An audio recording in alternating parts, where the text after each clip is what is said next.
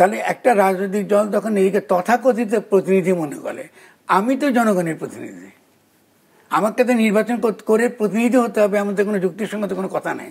যদি এবং এটা তো সমাজে আমি যদি জনগণে আমার কথা বা আমার চিন্তা যদি জনগণের অভিপ্রায়ের প্রতিনিধিত্ব না করে, তাহলে আপনি তো আমাকে ডাকতেন না। তাহলে ডক্টর ইউনূসকে তো আমাদের কথা শুনতে হবে। প্রতিনিধি কথা শুনেছেন কখনো আমরা যেসব কথা বলছি, যেটার সমাধান কি করে? আপনার পরামর্শ কি কি ছিল? আমি যে বলেছি বারবারই বলছি একই কথা। পরামর্শ ছিল যে আপনাকে এই শেখ হাসিনার সংবিধান ফেলে দিতে হবে, আপনাকে চুপ্পকে সরাতে হবে এবং নতুন গঠনতন্ত্র প্রণয়ন প্রক্রিয়া শুরু করতে হবে। খুব সহজ। আর আপনি যদি এটা করতে না পারেন তাহলে জনগণের কাছে যান, জনগণ কি চায় জিজ্ঞাসা করেন। আপনি তো একতরফা এটা করতে পারেন না। আমরা যতটুকু আলোচনা দেখি ঐকমত্য কমিশনে, সেখানে কিন্তু বারবারই বলা হয় নতুন সংবিধানের প্রণয়নের কথা বা গণভোটের কথা, গণপরিষদের কথা। তো সেক্ষেত্রে তো ঐকমত্য কমিশন গঠন করতে বলছে কি? জনগণ বলছে?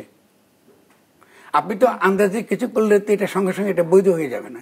ঐকমত্য কমিশনটা কি? ঐক্য তো ছিলই আগে, জনগণ তো ঐক্যবদ্ধ ছিলই বলে গণঅভ্যুত্থান হয়েছে। তার ঐকমত্য কমিশনটা গঠিত হয়েছে মূলত জনগণের ঐক্যকে ভাঙার জন্য। কথাটা পরিষ্কার থাকা দরকার। ফলে জাতীয় ঐকমত্য কমিশনটা একান্তই গণবিরোধী একটা প্রক্রিয়া। তো আপনি একটা গণবিরোধী প্রক্রিয়া কেন করেছেন? যেহেতু আপনি গণ অভ্যুত্থানকে নস্যাৎ করতে চান এবং বিদেশি পরাশক্তিকে বাংলাদেশে আনতে চান। এই হলো বাংলাদেশের রাজনীতি। এইটা হলো তার মূল কথা।